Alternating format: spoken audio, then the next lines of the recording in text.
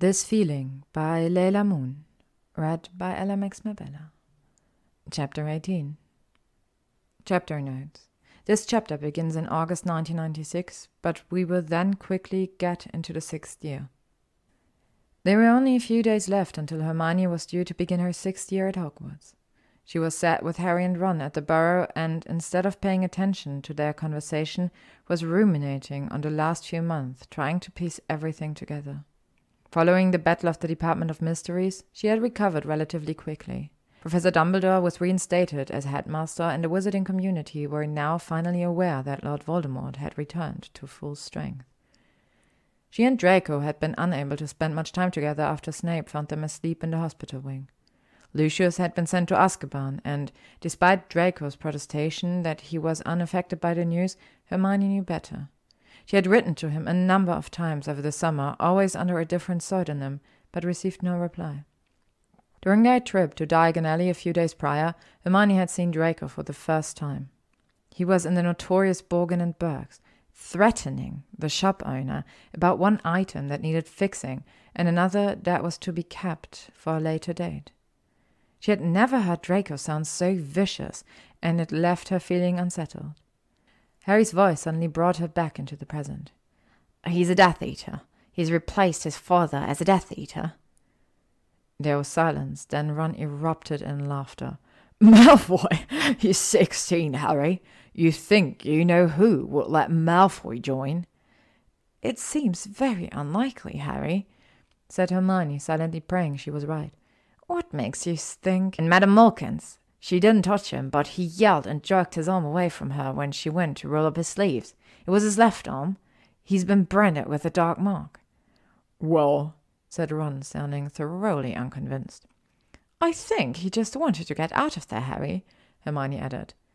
He showed Borgin something we couldn't see, Harry pressed on stubbornly. Something that seriously scared Borgin. It was a mark, I know it. He was showing Borgin who he was dealing with. Hermione exchanged a look with Ron. I'm not sure, Harry. Yeah, still don't reckon you know who would let Malfoy join. He glowered at them and strode from the room. From that moment on, Hermione was counting down the days until she could see Draco again and disconfirm Harry's suspicions. She had hoped to catch him on the Hogwarts train, but Draco wasn't in the prefect carriage. Now in the Great Hall, Hermione was worrying about where Harry had got to. She silently wondered whether it was possible to add a tracking device to the boys without their knowledge. She and Ron were suddenly pushed apart, and Harry sat between them. Where have you been? Blimey, what have you done to your face? Ron said, staring at him along with everyone else in the vicinity. Why, what's wrong with it? Asked Harry, grabbing a spoon and squinting at his distorted reflection. You're covered in blood, Hermione gasped. Come here.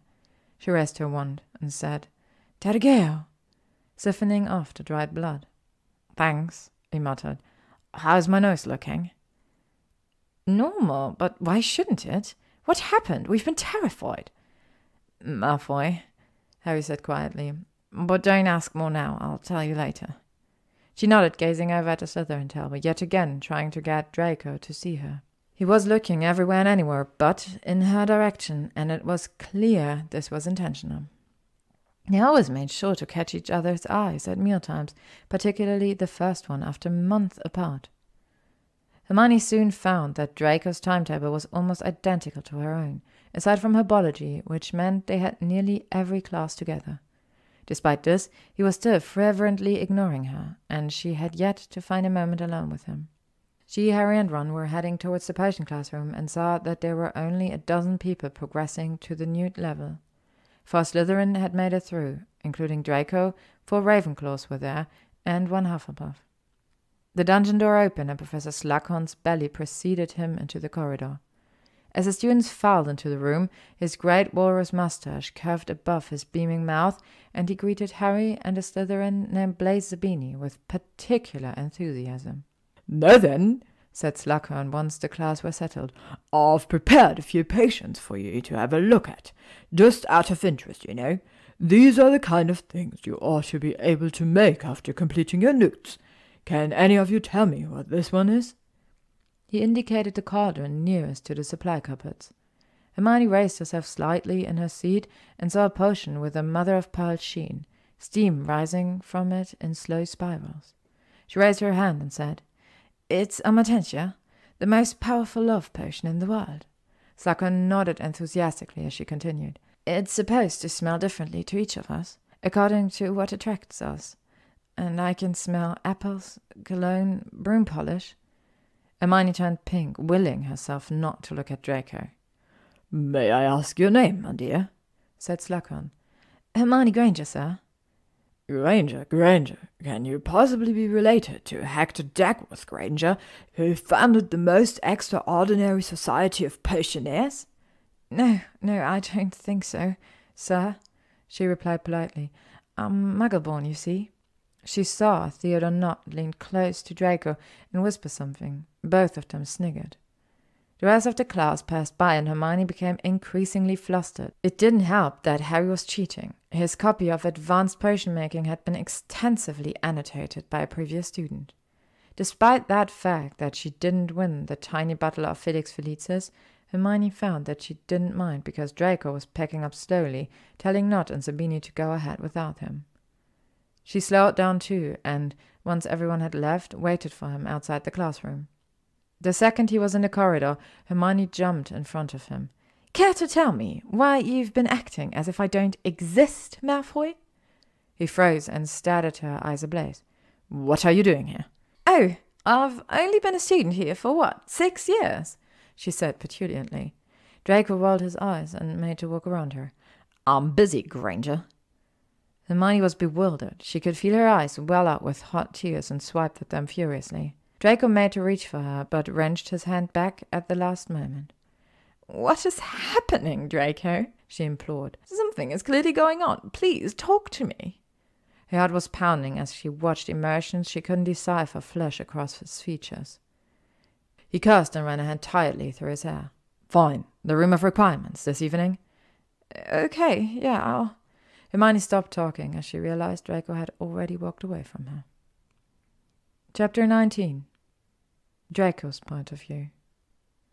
Hermione asked the room of requirement to provide a neutral space for their conversation, and it had delivered. She was set in the corner of a small room that held only a comfortable sofa atop a plush rug. As Draco walked in, Hermione noticed that he wasn't looking well. His skin was paler than usual, and there were deep shadows beneath his eyes. He didn't say anything as he lowered himself next to her. Hermione saw that he left some space between them and didn't reach for her like he usually would. "So, you requested this meeting," he said brusquely. "What do you want?" She stared at him, slightly dazed. He wouldn't even look at her. "Draco, what's wrong?" "I've got a lot going on at the moment, Granger." "Something that requires you to ignore me and be downright rude, I see." Draco ran his fingers almost feverishly through his hair, and Hermione knew then that there was something horribly wrong. She prayed to whomever was listening that she could fix it. Moving towards the floor in front of him, she knelt between his legs and gently cupped his jaw in her hands, encouraging him to look at her. "You're scaring me," she whispered. "Please talk to me." His brows furrowed, and he turned away, considering her words. Eventually, Draco shifted off the sofa and sunk to the rug beside her. Curling around her body, he held on tightly, as though trying to stay afloat. "I'm so fucking selfish," he mumbled. "Why? What's happened?" "Every moment we spend together puts you in danger. I've been trying to distance myself, and I can't even do that properly. I can't stay away from you." "Draco," she said, pushing herself closer to him. "Danger is something I can cope with. Not being with you isn't. I'm yours, but you are also mine, and I will do anything for you." He choked. He wasn't crying, but it was the closest he had come for many years. He decided to tell her everything. Maybe that would push her away, and maybe it won't. The selfish part of him added. "When I got home, Aunt Bellatrix was there. She's even worse than the stories I've heard. It was almost amusing for a few weeks, just watching her prance around and rave about the Dark Lord. But everything changed after she heard from him personally. He wanted me." His mind started drifting back over the past few months. The initiation ceremony had taken place barely 5 weeks after his 16th birthday. Draco knew that his mother was devastated, but there was nothing that could be done, and so he made no attempt to disobey. The Dark Lord had made it abundantly clear what would happen if he did. He had been summoned to the ornate drawing room of Malfoy Manor late one evening. Death Eaters filed in behind him, standing silently against the walls. There was a fire blazing in the marble hearth, despite the lingering summer heat. Stood before him was Lord Voldemort, his chalk-white skin a glistening frame around slit nostrils and red eyes. Draco's mother and aunt sat to the right of the room. Narcissa's hands were clenched tightly together, whilst Bellatrix had a feral smirk plastered across her face. "Your arm, Draco," the Dark Lord commanded. Cold beads of sweat dripped down his forehead as he rolled up his left sleeve and presented his arm.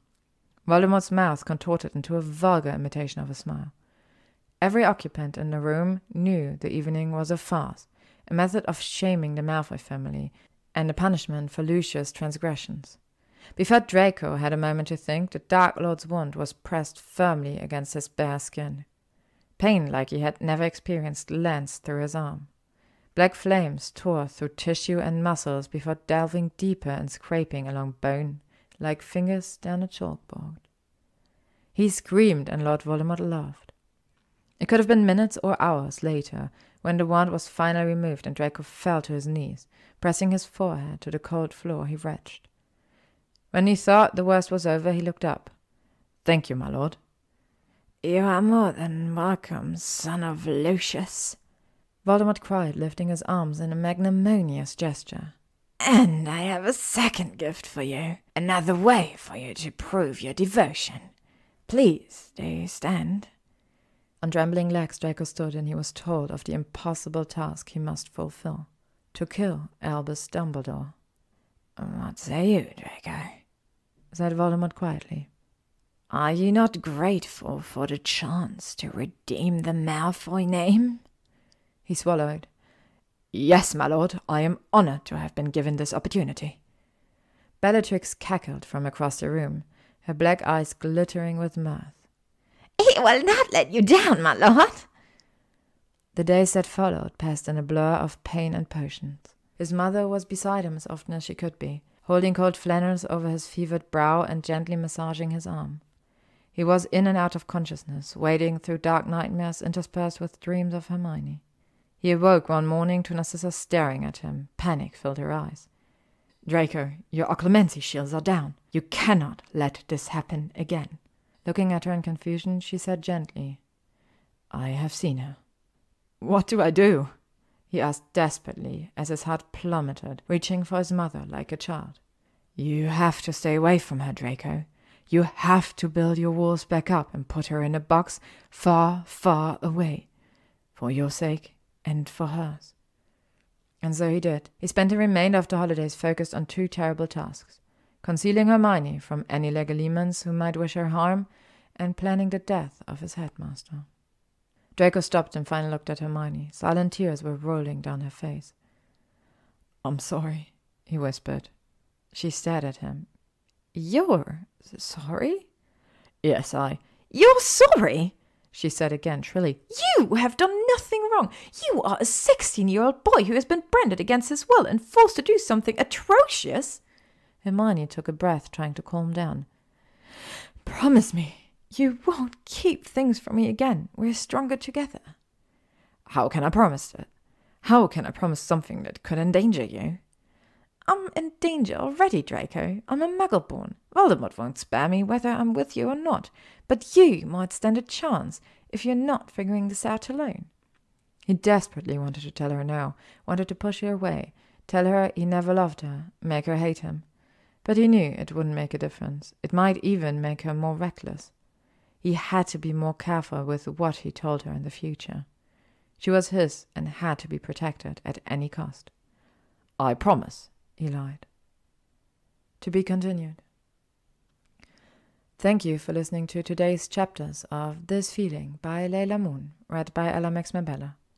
If you would like to stay up to date on upcoming chapters and stories, you can follow me on YouTube, Spotify, Instagram, AO3, or Tumblr.